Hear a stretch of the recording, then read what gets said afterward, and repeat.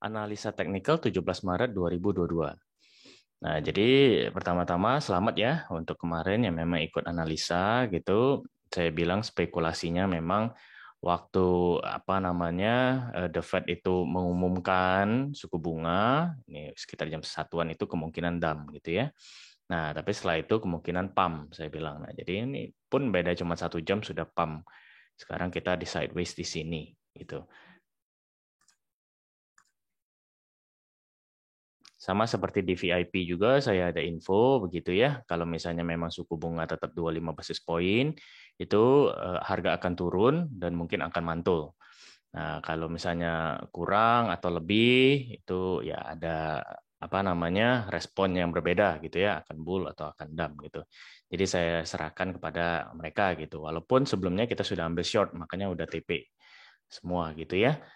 Setelah itu pun apa namanya ada teman-teman yang ngelong gitu, tapi saya memang nggak memberikan sinyal karena ya udah jam berapa gitu ya.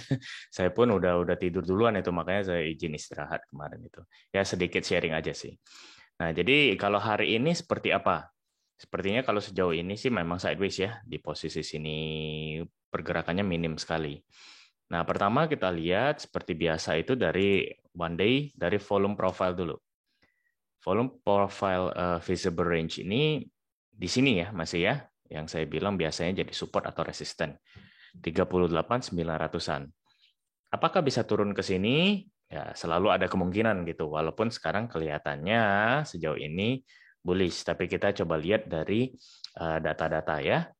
Nah, yang pertama itu data Fear and Greed tentunya itu naik 3 poin ke Fear, berarti ini pertanda bagus ya. Ya, kemarin karena memang kenaikan walaupun ada penurunan tajam lagi tapi lebih cenderung naik gitu ya. Nah, terus kalau untuk on-chain sentimennya masih bearish sebenarnya. Jadi kurang bagus. Kalau untuk open interest dan funding rate itu cenderung naik ya. Jadi cenderung tinggi. Nah, ini apa namanya yang ditakutkan adalah kalau funding rate ini sebenarnya bullish, menandakan berarti banyak orang yang pasang long gitu ya. Nah, cuman yang ditakutkan adalah long squeeze aja, baik sedikit atau banyak. Nah, makanya kalau misalnya memang posisi mau ngelong ya tunggu squeeze-nya itu biasanya. Jadi jangan kita ikut FOMO, wah udah 41 nih langsung. Ya, jangan gitu ya, kita sabar, kita lihat.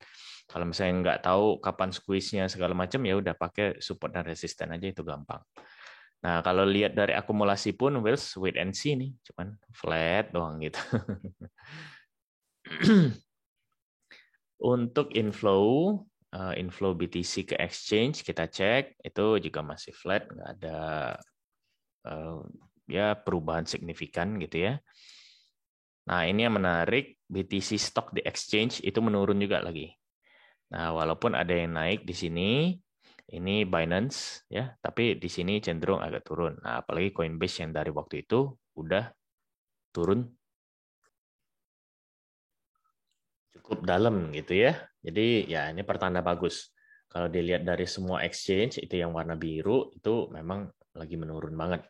Jadi banyak yang memang memindahkan BTC dari exchange ke walletnya. Nah, itu biasanya memang untuk di hold gitu ya. Jadi sejauh ini pertanda bagus lah.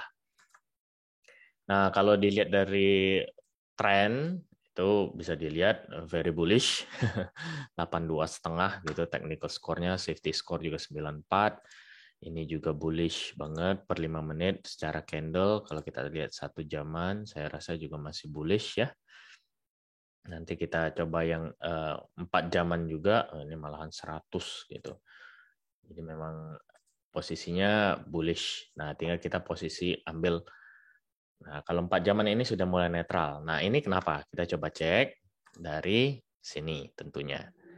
Dari indikator preset sebenarnya itu juga pasti masih ke bullish gitu ya. 4 jam juga, 1 jam juga, 15 menit malahan strong buy gitu. Nah, jadi kalau 1 harian tadi itu ini ya, volume profile-nya itu masih di sini. Kalau resisten masih agak jauh, nah kita lihat yang lebih dekat 4 jam tadi. Mengapa candle-nya itu masih apa namanya netral gitu? Nah, karena ini Satu, posisi ini ada kemungkinan membentuk pola evening star. Nah, kalau teman-teman lihat ya, evening star itu kecenderungannya lebih ke arah bearish.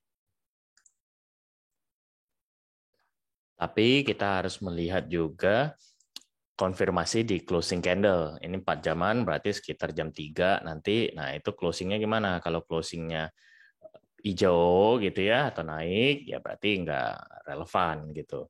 Karena kalau evening star itu biasanya sini merah dan ini diikuti oleh penurunan lagi.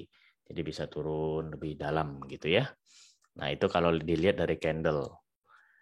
Kalau misalnya kita lihat dari pola, ini sudah memang pasti break wedge-nya, jadi memang pertanda bagus, dia ada retest tapi sedikit banget, gitu ya. Jadi paling mencoba menembus resisten ini. Kita coba lihat dari yang agak lebih kecil lagi, 1 jaman ya, biar lebih jelas. Nah, resisten 1 jam ini jelas sekali dari kemarin itu yang waktu nge-wick di sekitar 41.700-an. Nah, sekarang itu pun masih di sini-sini aja tuh. Kalau support sih menurut saya kejauhan lah ya. Apa namanya? Kalau misalnya bisa sampai sana ya itu lebih bagus lagi sebenarnya kalau mau posisi ngelong atau apa. Kalau kita lihat dari segi posisi long dan short pun memang ini belum ada tanda apa namanya terlihat kenaikan atau seperti apa gitu ya. Lebih dekat lagi kita lihat misalnya ini sudah tahu ya resisten tadi. Nah, kalau 15 menit misalnya nih kita mau scalping atau gimana ya. Nah, itu pun lebih supportnya cuma di sini, resisten di sini kan. Jadi begini-begini aja dari tadi tuh. Dari jam sekitaran ya dari pagi tadi lah ya, mungkin dari jam berapa nih? Jam 6 jam 7 ya. Di sini-sini doang nih. Nah, jadi tinggal dilihat aja kalau misalnya tembus resisten, kemungkinan bagus ya, bisa bullish terus sampai 42, 43 kali. Nah, saya nggak mau terlalu jauh dulu, lihat aja dulu resisten ini di sekitaran 41.300 sampai 41.500.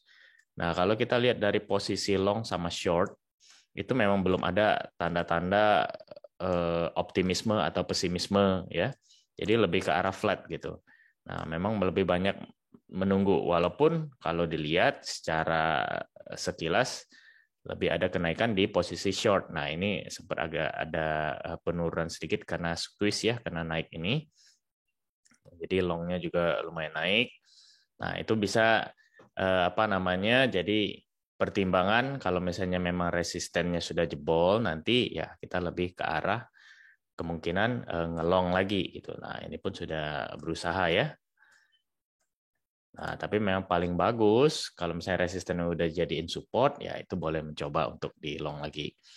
Atau misalnya mendekati support sini. Ini sebenarnya memang support 15 menit nggak terlalu kuat sih ya. Kalau memang mau aman lebih ke 40-an lah, 40.000 di sinilah sekitaran.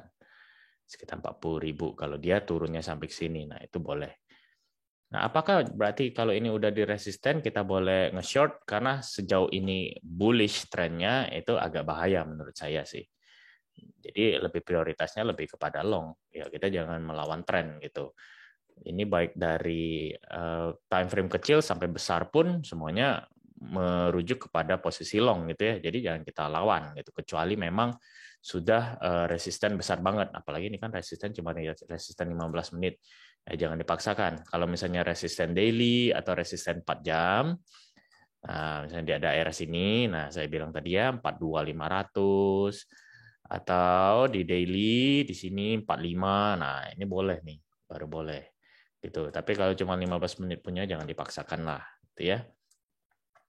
Nah, kira-kira begitu ya kalau saya baca situasi hari ini. Jadi teman-teman semoga ada gambaran kalau mau ambil posisi ya kira-kira yang tadi pertimbangkan support dan resistennya seperti apa gitu ya.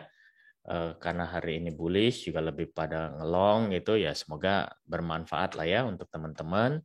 Apakah ada kemungkinan untuk turun ya yang tadi kalau ini misalnya evening star-nya valid gitu ya berarti ada kemungkinan untuk turun. Kripto itu nggak satu arah gitu ya dan selalu update. Ya kita semua tahu dari kenaikan begini sampai turun begini itu hitungannya menit.